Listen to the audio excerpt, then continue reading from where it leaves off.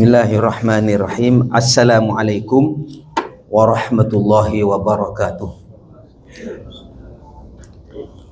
Bismillah, alhamdulillah, wassalatu wassalamu ala rasulillah Sayyidina Muhammad ibn Abdillahi wa ala alihi wa ashabihi wa man tabi'ahu wa walah, amma ba'du.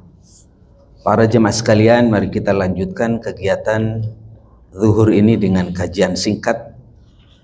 Semoga apa yang saya sampaikan menjadi ilmu yang bermanfaat, ilmu yang dapat menambah dekat kepada Allah Subhanahu wa Ta'ala. Para jemaah sekalian, saya kutip dari kitab Durratun Nasihin berkaitan dengan fi dhammil hasad, dalam masalah tercelanya sifat hasad atau hasud, dengki, iri hati.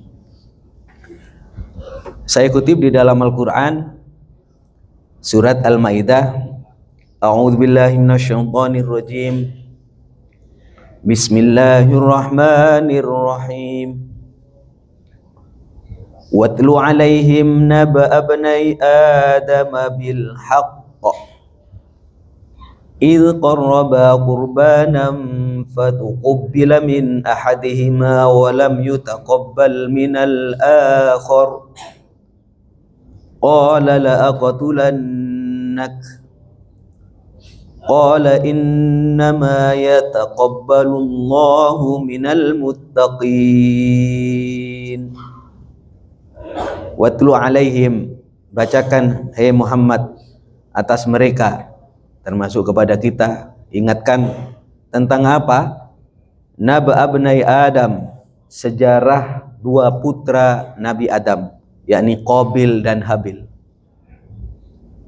Ceritakan bil haqqi, dengan cara yang hak, dengan penuh kejujuran, sesuai dengan penjelasan-penjelasan kitab-kitab terdahulu. Ada apa dengan Habil dan Qabil? Idh qarraba qurbanan, di saat mereka berdua bertakarrub dengan satu kurban. Jadi dua-duanya mau berkorban.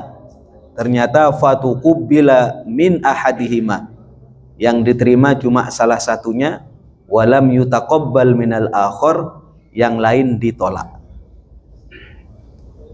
Akhirnya karena yang diterima cuma satu, yakni Habil, akhirnya Qabil mengancam, qala la aqtulannak, aku akan membunuhmu. Ini Pak, kalimat la aqtulannak adalah kalimat ancaman pertama yang terjadi sejak Nabi Adam. Nabi Adam itu punya putra banyak ya. Kalau lahir itu selalu dalam keadaan kembar. Jadi ada 40 putra Nabi Adam, lahir 20 kali ibu Siti Hawa itu.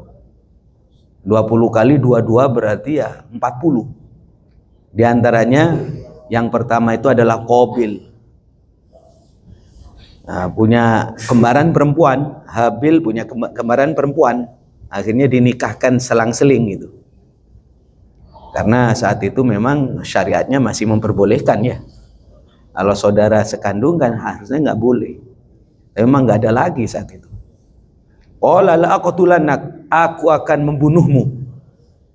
Ini para jemaah sekalian, kalimat la aqtulannak ini ancaman pembunuhan, bahkan terjadi akhirnya pertama kali. Atas peristiwa itu kemudian Allah Subhanahu wa taala menegaskan, qala innama yataqabbalullah, sesungguhnya yang akan diterima oleh Allah itu hanya minal muttaqin, hanya dari orang yang bertakwa.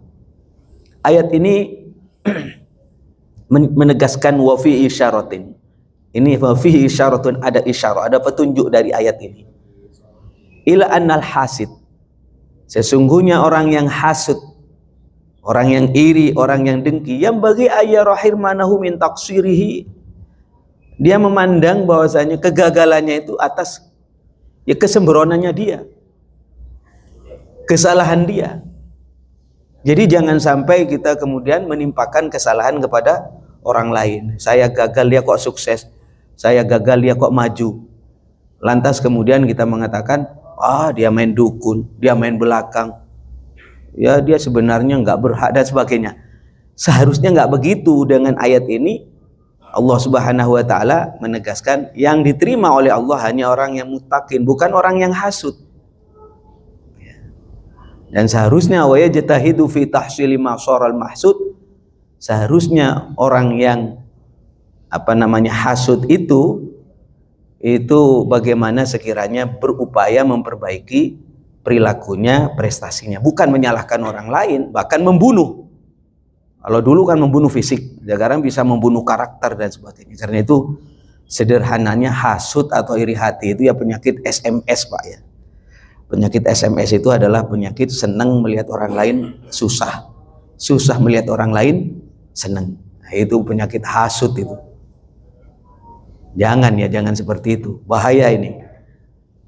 Para jemaah sekalian, dalam hal ini saya ingin mengutip bagaimana Sayyidina Rasulullah Shallallahu Alaihi Wasallam mengingatkan berkaitan bahaya daripada orang hasud. Beliau mengatakan sittatun, mohon maaf, Allahumma shalli ala sayyidina. I'lam anna lil hasid samani afatin. Ketahuilah bagi orang yang hasud, orang yang iri itu, orang yang dengki, ini ada 8 bahaya perilaku yang enggak benar nanti yang muncul. Yang pertama para jemaah sekalian, al-awwalu ifsadut ta'at. Hasud itu dapat merusak taat, merusak ibadah. Mengapa Rasulullah SAW menegaskan iyyakum wal hasad, awas, jangan sampai hasud, jangan sampai iri hati. Fa innal hasada, maka sesungguhnya hasud ya'kulul hasanat, dapat memakan kebaikan, kama ya'kulun narul hatab, kama ta'kulun narul hatab, sebagaimana api dapat menggerogoti kayu bakar. Makanya awas, jangan hasud ya. Jangan hasud. Ini apakah bisa orang yang baik-baik begini kena hasud? Ya bisa lah. Biasanya hasud itu seprofesi. Kiai hasud sama kiainya. Ini sering diundang, ini nggak diundang. Ini banyak santrinya, ini enggak. Ini kadang-kadang hasud juga. Makanya Rasulullah itu mengingatkan begini ya. Di dalam Quran kan ada wa min syarri hasidin idza hasad, gitu kan? Aku berlindung dari kejahatannya orang yang hasud ketika dia berperilaku hasud. Bahaya kepada pelakunya dan bahaya juga kepada kita, Pak. Karena biasanya orang hasud itu gelap mata biasanya. Makanya awas, waspada, jangan dipelihara. Yang nomor 2 para jemaah sekalian, wasani alifdha ila fi'lil ma'asi. Orang hasud itu mendorong berperilaku maksiat. Idil hasd la yakhlu anil ghibah. Karena orang yang hasud, orang yang hasad itu perilakunya muter-muter di mana? Ghibah, bohong, as-sabbu, misui itu bahasa Jawa ya. Wasyamatatu ada biasanya begitu.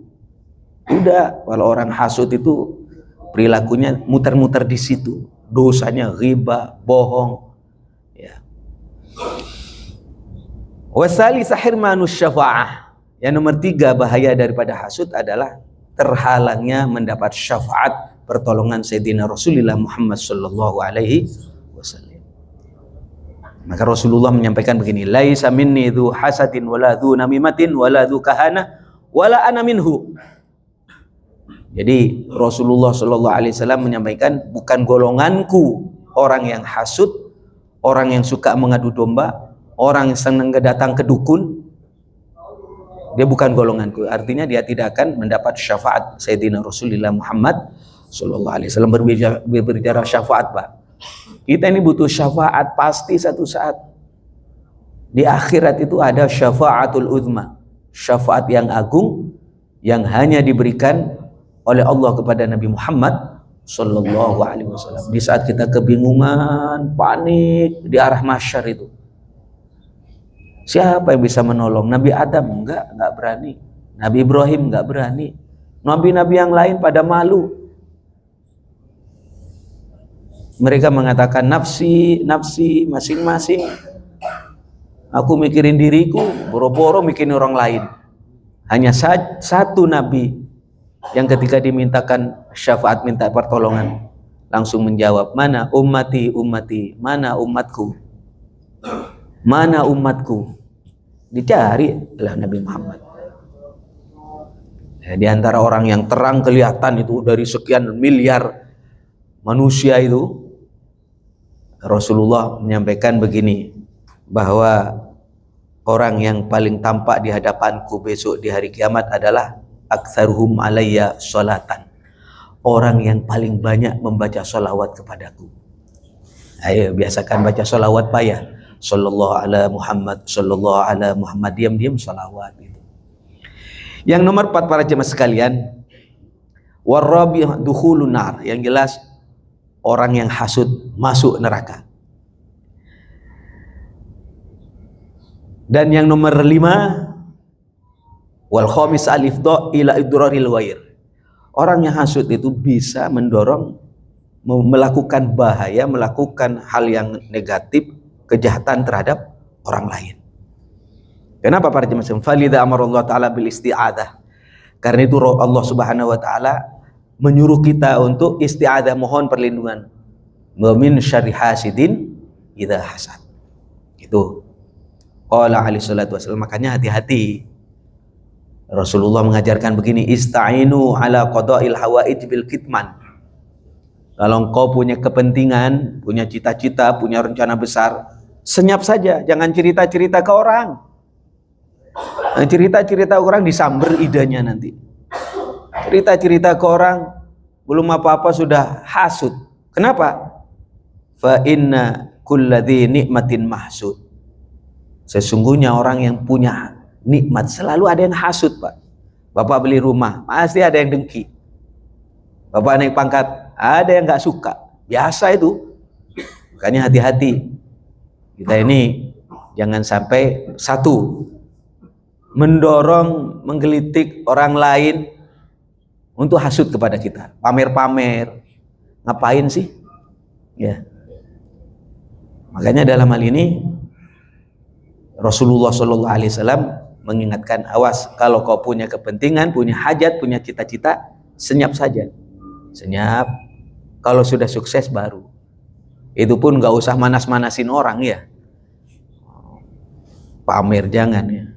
Karena kalau kena ain, tahu ain ya Pak ya. Biasanya orang kena ain itu gara-gara dipuji. Anak-anak kita jangan biarkanlah tampil-tampil di sosmed, dipuji-puji, cantik, ganteng, luar biasa, hebat. Buat apa lagi? Ya, paling sebatas hebat, luar biasa buat apa?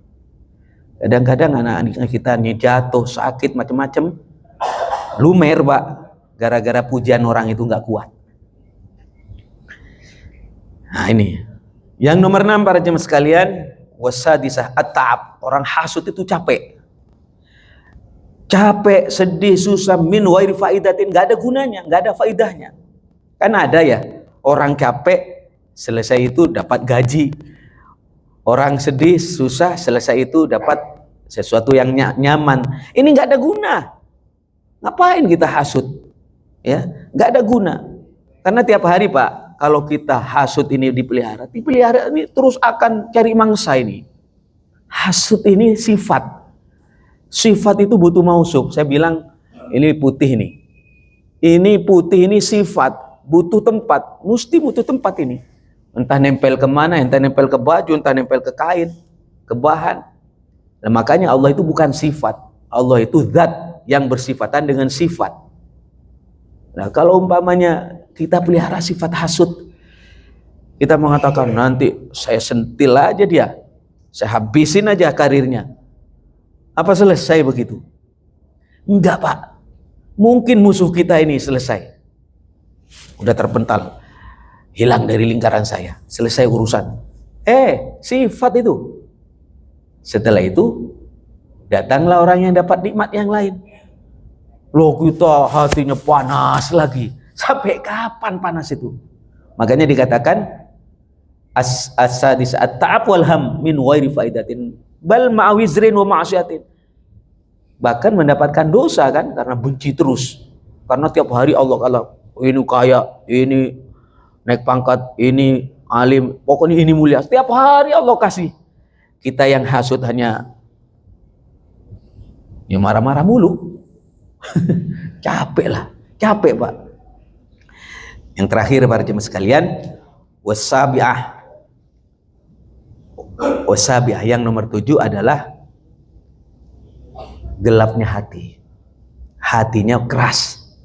Kalau sudah hatinya keras, repot mendapatkan nasihat itu ya. Dikasih nasihat, apa itu pengajian, apa itu? Dah. Yang nomor 7 para jemaah sekalian, nomor 8 al-hirman wal khidlan fala yakadu yadhur muradi. Jelas orang hasud itu hidupnya akan gagal. Rata-rata orang hasud itu gagal hidupnya. Dalam karirnya gagal. Makanya saya perhatikan orang-orang yang hebat tuh, orang-orang hebat. Itu kalau ada temennya naik pangkat, dapat nikmat, dia ucapkan selamat. Ya, dia kirim karangan bunga, dibela-belain itu, beli bunga mahal 1 juta, 2 juta, kirim ke rumahnya, biar senang. Jadi rata-rata perilaku orang hebat semacam itu. Tapi kalau orang hasud, sempit dia. Mari umat Islam, jangan hasud, tapi orang Islam itu ghibthah.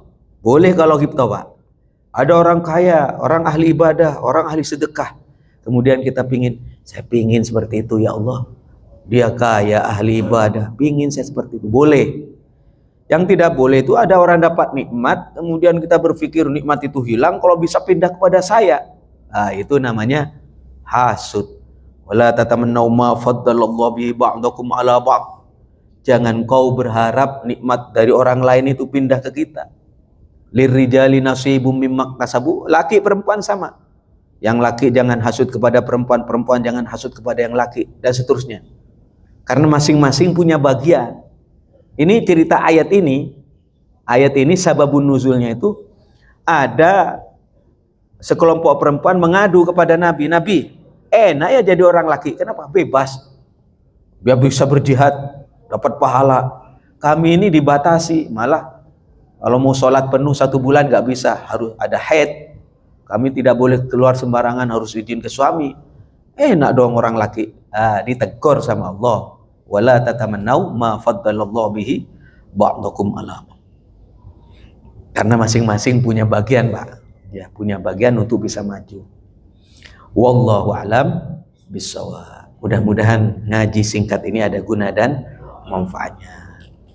Mohon maaf, hadanallahu wa iyyakum ajmain. Assalamualaikum warahmatullahi wabarakatuh.